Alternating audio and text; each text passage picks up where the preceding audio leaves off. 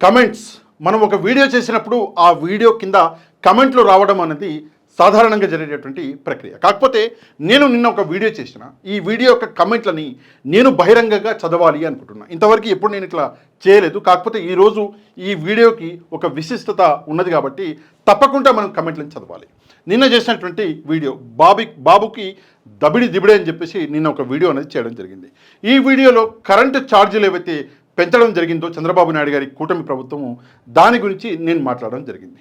కాకపోతే ఈ వీడియోలో నేను ఒక ఇంపార్టెంట్ ప్రశ్న అనేది అడిగి తప్పకుండా కమెంట్లో సమాధానం చెప్పండి అని చెప్పిన. ఏంటి ఆ ప్రశ్న అంటే, కూటమి ప్రభుత్వం అంటే గడిచిన 6 నెలల్లో మీ ఇంటికి సంక్షేమ పథకాల పేరు మీద ఒక్క రూపాయి అయినా వచ్చిందా రాలేదా, దీనికి తప్పకుండా కమెంట్ రూపంలో సమాధానం చెప్పండి అని చెప్పేసి చెప్పిన. కాకపోతే ఈ వీడియో కింద చాలా ఇంపార్టెంట్ చాలా మంచి కమెంట్లు వచ్చినాయి. ఇక్కడ మనం ఇది ఆ వీడియో కింద వచ్చేసి మనం చూస్తే 299 కమెంట్లు ఉన్నాయి. ఇందులో కొన్ని కమెంట్లు చదువుతాను ఎందుకంటే మొత్తం 299 చదివితే అది ఒక రోజు మొత్తం అవుతుంది కాబట్టి కొన్ని కమెంట్లు మాత్రమే చదువుతాయి. ఇక్కడ చూసుకుంటే మీరు చాలా క్లుప్తంగా వివరిస్తూ ప్రజలకి జ్ఞానోదయం ఇది వదిలేయండి. గొర్రె ఎప్పుడు కషాయం అని చెప్పేసి కొంచెం కన్ఫ్యూజింగ్గా రాసిండు. కాకపోతే ఈయన ఏమని అనాలనుకుంటున్నాడు అంటే గొర్రె ఎప్పుడు కషాయవాణ్ణి నమ్ముతుంది అని చెప్పేసి చెప్పాలనుకుంటున్నాడు. ఎందుకు ఈ మాట అంటున్నాడు ఈయన అంటే, జగన్మోహన్ రెడ్డి గారు చాలా మంచి పనులు చేసినప్పటికీ చంద్రబాబు నాయుడు గారు ప్రజల ముందరికి వచ్చి కళ్ళబొల్లి మాటలు చెప్తే ఈ గొర్రెలు అంటే ప్రజలందరూ చంద్రబాబు నాయుడు గారి కళ్ళబొల్లి మాటలు నమ్మిర్రు.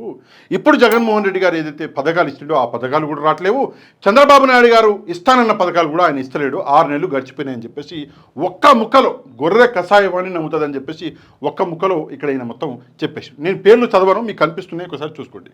కింద చూసుకుంటే దీనికి ఒక ఆయన రిప్లై కూడా ఇచ్చిండు. ఏంది, yes correct well explained gentlemen అంట. అంటే ఈయన చెప్పిన మాట కరెక్ట్ అని చెప్పేసి ఆయన అంటున్నాడు.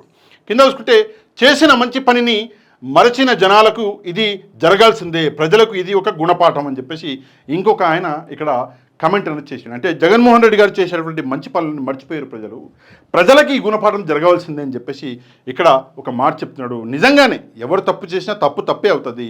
ప్రజలు జగన్మోహన్ రెడ్డి గారు చేసినటువంటి మంచి పనులు నిజంగానే మర్చిపోయారు. అందుకే చంద్రబాబు నాయుడు గారు చేసినటువంటి కళ్ళబొల్లి మాటలను నమ్మి ఆయనకి ఓటేస్తే ఈరోజు 6 నెలలు గడిచిపోయింది. కానీ ఇంతవరకు రూపాయి అంటే రూపాయి, మళ్ళీ ఒకసారి మీరు కమెంట్ చేయొచ్చు కింద, రూపాయి అంటే రూపాయి మీకు వచ్చిందా ఒకసారి చెప్పాలి. కింద చూసుకుంటే సంపద లేదు తొక్కలేదు, ప్రజల నుండి పిండుకోవడమే బాబు పని, ఇలాంటి నాయకులే ఏపీ ప్రజలకి కావాలి అని చెప్పేసి ఇక్కడ ఒక పెద్ద ఆయన అంటున్నాడు. అంటే నేను అధికారంలోకి వస్తే సంపద సృష్టిస్తాను, సృష్టించిన సంపదని మీ అందరికీ పంచుతాను అన్నాడు చంద్రబాబు నాయుడు గారు. ఈ పెద్ద ఆయన గురించి మాట్లాడుతున్నాడు. సంపద లేదు తొక్క లేదు ఏం లేదు, ప్రజలందరూ నమ్మి మోసపోయారు అని చెప్పేసి ఒక్క మాటలో చెప్తున్నాడు. కింద చూసుకుంటే ఈ 4 సంవత్సరాలు ఆంధ్రప్రదేశ్ ప్రజలను ఆ దేవుడే కాపాడాలి అని చెప్పేసి ఇక్కడ ఇంకొక పెద్ద మనిషి చెప్తున్నటువంటి పరిస్థితి. అంటే ఇంకా 4 ఏళ్ళు ఉంటాడు, 4.5 ఏళ్ళు ఉంటాడు. సరే జమినీ ఎలక్షన్లు వస్తాయా రావా అది వేరే సంగతి. కానీ ఈ 4 ఏళ్ళు మాత్రం ఆంధ్రప్రదేశ్ ప్రజల్ని ఆ దేవుడే కాపాడాలి అని చెప్పేసి, ఎందుకంటే బాధుడు అని చెప్పేసి ఈ బాధుడు మొదలుపెట్టింది చంద్రబాబు నాయుడు గారు. మనం చూసుకున్నాము ఇసుకలో మొత్తం స్కామ్, మనం చూసుకున్నాం ఆల్కహాల్ మందు దుకాణాలు తెరిచి మొత్తం స్కామ్. ఇప్పుడు చూస్తే కరెంటు పేరు మీద ప్రజల్ని, ముఖ్యంగా పేద ప్రజల్ని పిండి రక్తం తాగే పరిస్థితి ఈరోజు ఆంధ్రప్రదేశ్లో ఉన్నది. అటు పవన్ కళ్యాణ్ గారు గౌరవనీయులు ఆయన కూడా ఒక మాట అంటలేరు కాబట్టి ఈయన చెప్పినటువంటి మాట నిజమే. ఇక్కడ కింద చూసుకుంటే సూపర్ సార్ బాగా చెప్పారు, పచ్చ మీడియాకి పచ్చ బ్యాచ్కి అర్థమయ్యేలా చెప్పారు, thank you very much, thank you brother. ఇక్కడ చూసుకుంటే సార్ మీరు జగన్ కోసం చాలా కష్టపడుతున్నారు, thank you very much brother. Jaganmohan Reddy గారి గురించి నేను కష్టపడట్లేదు, ఇక్కడ ఒక మాట మీకు చెప్పేయాలి, నేను కష్టపడేది మంచి గురించి. నాకు జగన్మోహన్ రెడ్డి గారికి ఎట్లాంటి రిలేషన్ లేదు బ్రదర్, నేను ఎప్పుడు ఆయన డైరెక్ట్గా కలవలేదు. కానీ నేను ఎందుకు జగన్మోహన్ రెడ్డి గారి తరఫున ఇంతలా వకాల్తా పుచ్చుకొని మాట్లాడుతున్నా అంటే, నాకు జగన్మోహన్ రెడ్డి గారు చేసేటువంటి అన్ని పనులలో ఒకటే నచ్చింది, అదేంటంటే ఎడ్యుకేషన్ సిస్టమ్. విద్యా వ్యవస్థ మారితేనే రాష్ట్రం దేశం మారుతుందని చెప్పేసి నేను నమ్ముతా. కాబట్టి జగన్మోహన్ రెడ్డి గారు విద్యా వ్యవస్థని మార్చిండు కాబట్టి కేరళ అంటే ఎడ్యుకేషన్ అవైలబిలిటీలో కేరళని మించేసిండు కేవలం 5 సంవత్సరాలలో. ఇది నిజంగా ఆల్ టైమ్ రికార్డు కాబట్టి నాకు జగన్మోహన్ రెడ్డి గారు నష్టాడు. అంతేగాని నాకు పర్సనల్గా నేను ఎప్పుడు జగన్మోహన్ రెడ్డి గారిని చూసింది కూడా లేదు బ్రదర్. పర్సనల్గా వదిలేయండి, స్టేజ్ మీద కూడా ఇంతవరకు నేను చూడలేదు. ఇక నెక్స్ట్ చూసుకుంటే కింద మీరు చెప్పింది 100% కరెక్ట్ సార్ అని, thank you very much, thank you. కింద ఆయన ఏదో రిప్లై ఇచ్చిండు. సరే ఈయన ఎవడో అగెనెస్ట్గా, సరే ఉంటుంది కదా, ఒకళ్ళలా మాట్లాడితే ఇంకోటి అగెనెస్ట్గా మాట్లాడతాడు. నేను మళ్ళీ ఆయనకి కమెంట్ చేసి లేదా ఆయన రిప్లై ఇస్తే మళ్ళీ అది వేరే వైపు డైవర్ట్ అవుతుంది టాపిక్ కాబట్టి ఇట్లాంటి వాళ్ళకి నేను రిప్లై ఇవ్వను. కింద చూసుకుంటే పీకే గాడు, సరే నేను ఇట్లాంటి వాటికి కూడా ఎవరినైనా సరే గౌరవించుకుంటూ మాట్లాడితే ఓకే. గాడు గీడు అనుకుంటా అది పవన్ కళ్యాణ్ అయినా సరే ఎవరైనా సరే గాడు గీడు అనుడు తప్పు. తప్పకుండా ఇట్లాంటి విషయాలు మాట్లాడకండి. కింద చూసుకుంటే బాబుకు ఓటు వేసే ప్రతి ఒక్కరికి ఇదొక గుణపాఠం అని చెప్పేసి చాలా మంచి మాట అన్నాడు ఇక్కడ ఒక ఆయన. నిజంగానే గుణపాఠం అండి. 6 నెలల్లో ఈ పరిస్థితి ఉంది, రాబోయే 4.5 ఏళ్లలో ఆ పరిస్థితి ఎంత దారుణంగా ఉంటుందో ఒకసారి ఆలోచించుకోవాలి. కింద చూసుకుంటే good job, great analysis, well explain gentlemen, hats off sir Pashabhai. Thank you very much అండి, thank you very much, thanks for your wishes అండి. కింద చూసుకుంటే your opinion very good, thank you very much brother, నువ్వు super date sir, thank you. ఇక్కడ ఒక చాలా important ఒకటి ఇది ఉందండి, నేను ఇందాకే చూసిన. ఇదే వాయిస్ ఇదే కంటెంటు ఏంటి శాటిలైట్ ఛానల్స్లో రావాలి అని చెప్పేసి, అంటే నేను మాట్లాడే వాయిస్ నేను మాట్లాడే కంటెంటు శాటిలైట్ ఛానల్ అంటే టీవీ ఛానల్లో కూడా రావాలి అని చెప్పేసి ఇక్కడ చెప్తున్నాడు ఈ పెద్ద ఆయన, అంటే ఈ బ్రదర్. కాకపోతే నేను ఈ విషయంలో తప్పకుండా ఆయనతో ఏకీభవిస్తున్నా. ఎందుకు ఏకీభవిస్తున్న కారణం ఏంటంటే, ఒకవైపు మొత్తం పచ్చ మీడియా అని చెప్పేసి 8-10 ఛానళ్ళు మొత్తం అది ఏమంటారు న్యూస్ పేపర్లు మొత్తం ఉంటే, ఇంకోవైపు కేవలం ఒక సాక్షి పేపరు ఒక సాక్షి న్యూస్ ఛానల్ ఉండడం వల్ల ఏమైందంటే ఈ కంటెంట్ అన్నది అంతలా వైరల్ అవుతలేదు. అందుకే ఈయన ఏమంటున్నాడు అంటే ఇదే వాయిస్ అంటే నాలాంటి వాయిస్ శాటిలైట్ ఛానళ్ళలో అంటే టీవీలలో కూడా రావాలంటున్నాడు. చాలా మంచి సజెషన్స్ అనేది. నేను కూడా టీవీ ఛానళ్ళు ఎవరైతే ఉన్నారో వాళ్ళకు కూడా ఇదే సజెషన్ ఇస్తా. తప్పకుండా ఇట్లాంటి వాయిస్ని వెతికి మీరు పట్టుకొని తప్పకుండా వాళ్ళతో పని చేపించండి. ఇది చాలా అవసరం, ఇది ప్రజలకు మేలు. ఇది ఎవరికో ఛానల్ వాడికో లేదా 4 డబ్బులు సంపాదించుకోవడానికో కాదు, ప్రజలకి అవసరం. నెక్స్ట్ మనం చూసుకుంటే you are correct, thank you very much brother. ప్రతిపక్షం వీక్గా ఉంటే ఇలాగనే ఉంటుంది. ప్రతిపక్షం ఈ విషయము ప్రజలకి నమ్మించాలి. అంటే ప్రతిపక్షం అంటే నా లెక్క ప్రకారం ఈయన ఏమంటున్నాడు అంటే వైసీపీ పార్టీ ప్రజలకి చెప్పాలి అంటున్నాడు. చెప్తున్నారు బ్రదర్, మొన్న 13వ తారీఖు కూడా చెప్పిర్రు, నిన్న 27వ తారీఖు కూడా చెప్పిర్రు, మళ్ళీ 30వ తారీఖు అనుకుంటారు, రేపు మళ్ళీ 30వ తారీఖు కూడా చెప్పబోతున్నారు. జై జగన్ అంటున్నాడు, సరే ఓకే, సూపర్ వీడియో, జై జగన్. ఓకే, బొల్లిగానికి పీకే ఇట్లాంటి మాటలు మాట్లాడకండి బ్రదర్, ప్లీజ్ ఇట్లాంటి కమెంట్లు చేయకండి, ఎందుకంటే మంచిది కాదు. చేయండి, మంచి కమెంట్లు చేయండి, పాయింట్ వైజ్గా పాయింట్ మీద కొంచెం నొక్కి చేయాలన్నా కూడా చేయండి. కానీ ఇట్లా ఒక మనిషిని మనం చెప్తే టార్గెట్ చేస్తే అది కరెక్ట్ కాదు. ఇప్పుడు నన్ను చూసి ఓ లావోడు దొడ్డోడు అంటే ఎట్లుంటుంది, గలీజ్గా ఉండదు. దానివల్ల అయ్యేది కూడా ఏం లేదు, ఒరిగేది కూడా ఏం లేదు. ఇందాక ఒక బ్రదర్ మంచి సలహా ఇచ్చిండు, ఏంటి అంటే శాటిలైట్ ఛానళ్ళలో రావాలని. అట్లాంటి సలహాలు ఇవ్వండి, అది మంచి. కింద చూసుకుంటే ఎక్సలెంట్ పీకే చిడతలు వాయిస్తూ, సరే ఇది కూడా కరెక్ట్ కాదు. కింద వస్తే ఒక చేత్తో 10 రూపాయలు కాదు సార్, 1 రూపాయి ఇచ్చి 100 రూపాయలు లాక్కుంటున్నది కూటమి అని చెప్పేసి ఏదో జంతువు పేరు రాసిండు. సరే అది వేరే విషయం. అంటే 10 రూపాయలు ఇచ్చి 20 రూపాయలు లాక్కుంటలేరండి, 1 రూపాయి ఇచ్చి 100 రూపాయలు లాక్కుంటున్నారు అని చెప్పేసి ఈయన కూడా చెప్పే ప్రయత్నం చేస్తున్నాడు. నిజమే బ్రదర్, నేను కూడా 1 రూపాయి 100 రూపాయలు అందాం అనుకున్నాను, కానీ అతే అవుతుంది అని చెప్పేసి 10 రూపాయలు 20 రూపాయలు అన్న. సరే ఇంకా కింద చూసుకుంటే అన్నా నాకు జగనన్న 3 లక్షలు ఇచ్చాడు, ఆటో డబ్బులు, ఇల్లు, అమ్మఒడి, డాక్రా. సరే ఈయనకి స్కీమ్లు వచ్చిన స్కీమ్ల గురించి మాట్లాడుతున్నాడు. 3 లక్షలు ఇచ్చినంట, ఆటో డబ్బులు, ఇల్లు, అమ్మఒడి ఇట్లాంటి స్కీమ్లు మొత్తం ఇచ్చిండు అని చెప్పేసి చెప్తున్నారు. అవును బ్రదర్, చాలామందికి చాలా స్కీమ్లు ఇచ్చాడు జగన్మోహన్ రెడ్డి గారు. ప్రతి నెల ఏదో ఒక స్కీమ్ అన్నది ప్రజలకి అందజేశాడు. కింద చూసుకుంటే నాకు కూటమి గవర్నమెంట్లో పిహెచ్సి పెన్షన్ తప్ప ఏంటి చిల్లిగవ్వ రాలేదు అని చెప్పేసి ఇక్కడ ఒక ఆయన అంటున్నాడు. నిజంగానే కూటమి ప్రభుత్వంలో ఎట్లాంటి ఈ వెసులుబాట్లు లేకుండా, ఇస్తాము అన్న హామీలు కూడా ఇవ్వకుండా ప్రజల్ని మోసం చేస్తున్నారు. బ్రదర్, నేను 5th క్లాస్లో కృష్ణ విగ్రహంను మోస్తా ఉండేవాడు. గురువు దగ్గర ఆ విగ్రహం లోపల ఉన్న బంగారంను అమ్మి ఖర్చు పెట్టేవాడు. ఇప్పుడు చంద్రబాబు గారు ప్రజల డబ్బు మొత్తం అమరావతికి ఏదో చెప్పబోయిన ఆయన ఏం చెప్తుండో నాకు అర్థం కావట్లేదు. మరి నేను చదవలేకపోతున్నానా లేదా ఆయన చెప్పేది నాకు అర్థం కావట్లేదా? ఒక్కసారి తప్పకుండా మీరు కమెంట్ చేయండి. ఈ విషయం మీకు అర్థమైతే ఈయన ఏం చెప్పాలనుకుంటున్నాడో తప్పకుండా కమెంట్ చేయండి. కింద వచ్చేసి yes you are correct, thank you very much, super అన్న, thank you very much, thank you brother అంటున్నాడు, thank you very much, super అన్న, థ్యాంక్ యూ. ప్రజలు ఎన్నుకున్నారు కాబట్టి ఇలాంటి నాయకులను ఎన్నుకున్న ఈ ప్రజలకి ఇలాగే ఉండాలి, సానుభూతి అవసరం లేదు. అంటే ప్రజలు ఎన్నుకున్నారు, వీళ్ళ మీద సానుభూతి పడకూడదు అని చెప్పేసి ఇక్కడ కొంచెం గట్టిగానే చెప్తున్నాడు బ్రదర్. కాకపోతే ఏంటంటే ప్రజలు అమాయకులు బ్రదర్. ఎప్పుడైనా ఒక విషయం గుర్తుపెట్టుకోండి, ప్రజలు అమాయకులు. ప్రజల్ని మనం బ్లేమ్ చేయలేము. నాయకులు పెడతాను అంటే వాళ్ళు నమ్ముతారు, ఫలానా నీకు మంచి చేస్తాను అంటే నమ్ముతారు. కానీ అట్లాంటి ప్రజల్ని మనం ఏది చెడుగా అనకూడదు. నాయకులు గలీజ్గా ఉంటే ఇక ప్రపంచం మన దేశం మారదు, అది నేను చెప్పాలనుకుంటున్నాను. ఇక్కడ చూసుకుంటే ఇది ప్రజలిచ్చిన అధికారం కాదు, ఈవీఎం ప్రభుత్వము. ఇది చాలా ఇంపార్టెంట్ విషయం మాట్లాడిండు. నిజంగానే ఇది ఈవీఎం ప్రభుత్వమా కాదా అన్నది నేను ప్రశ్నించడం జరిగింది. మీలో 56,000 చిల్లర మంది ప్రజలు ఈవీఎం ట్యాంపరింగ్ జరిగింది అని చెప్పేసి నాకు వాళ్ళ పేర్లు, వాళ్ళ ఫోన్ నెంబర్లు, ఆధారాలతో సహా పంపించడం జరిగింది. నిజంగా ఈ విషయాన్ని అంటే ఈవీఎం ట్యాంపరింగ్ని కాదు అని అనలేము. కింద చూసుకుంటే super bro, thank you very much. బానిస సేనకు ప్రశ్నించే హక్కులు ఉండవు కదా సార్ అని చెప్పేసి అంటున్నాడు.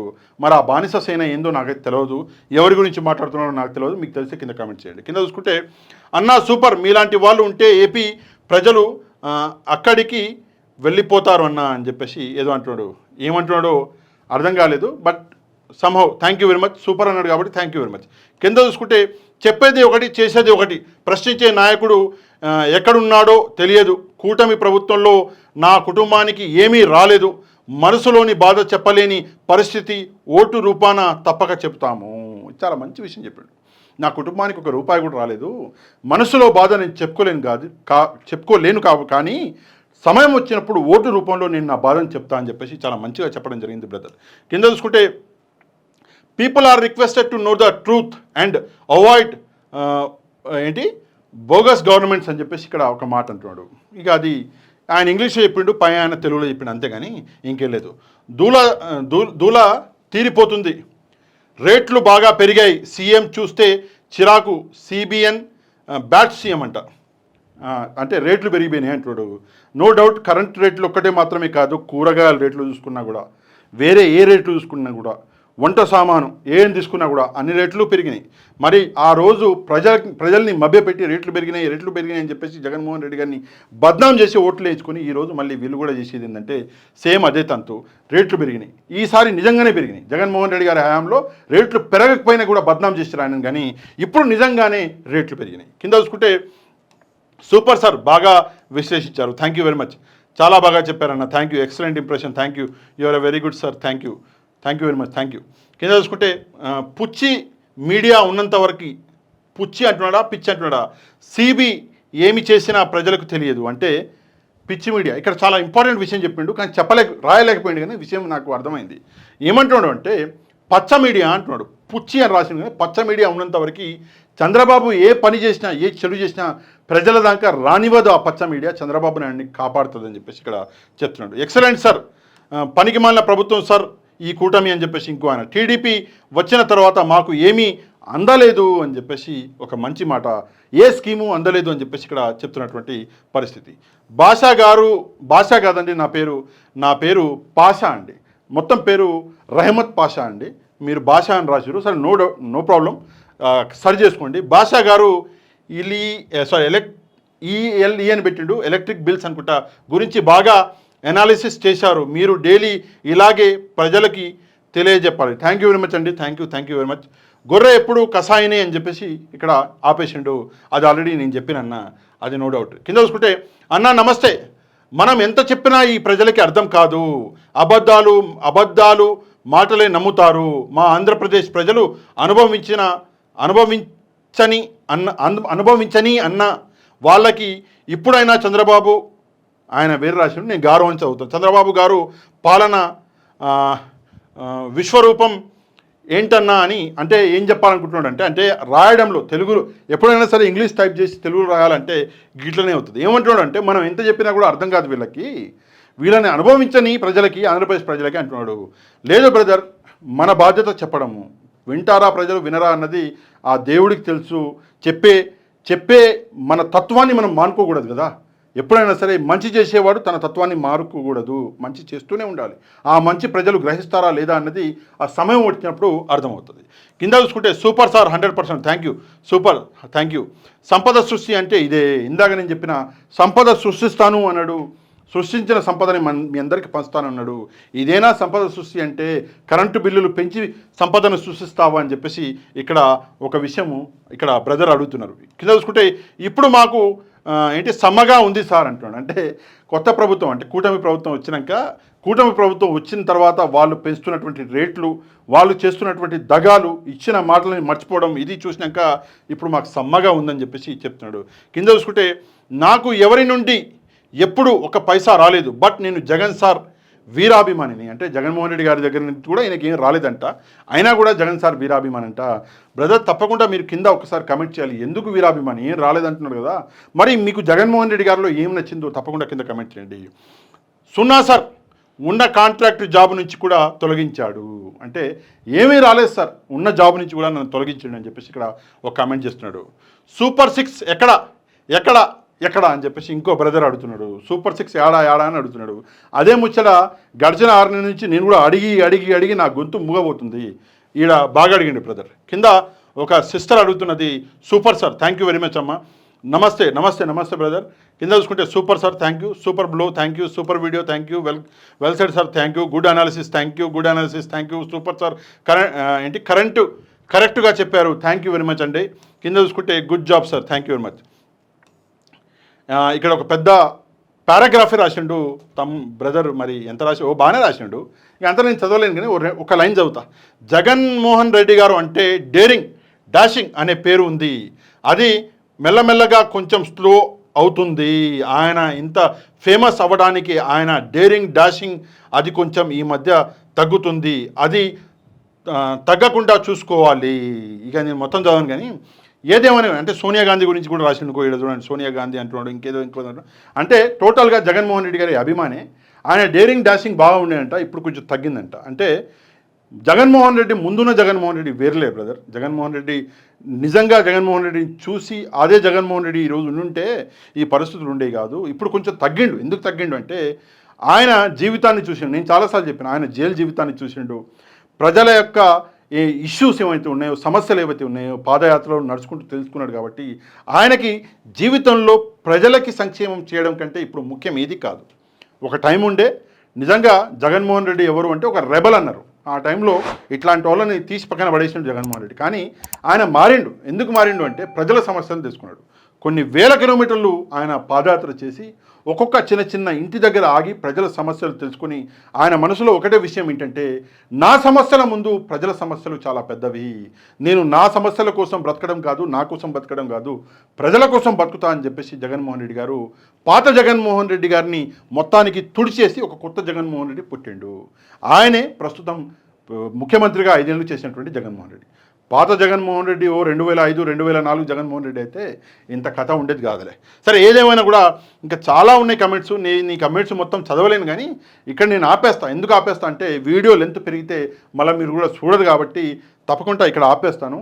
కాకపోతే ఫస్ట్ టైం నా లైఫ్లో కమెంట్స్ నేను చదివిన, నా వీడియోకి సంబంధించిన కమెంట్స్ అంటే నేను జనరల్గా నేను చదువుతా కానీ ఇట్లా బహిరంగంగా కమెంట్స్ నేను చదివి మీకు వినిపించిన కాబట్టి దీని గురించి మీరేమనుకుంటున్నారో కింద తప్పకుండా కమెంట్ చేయాలి.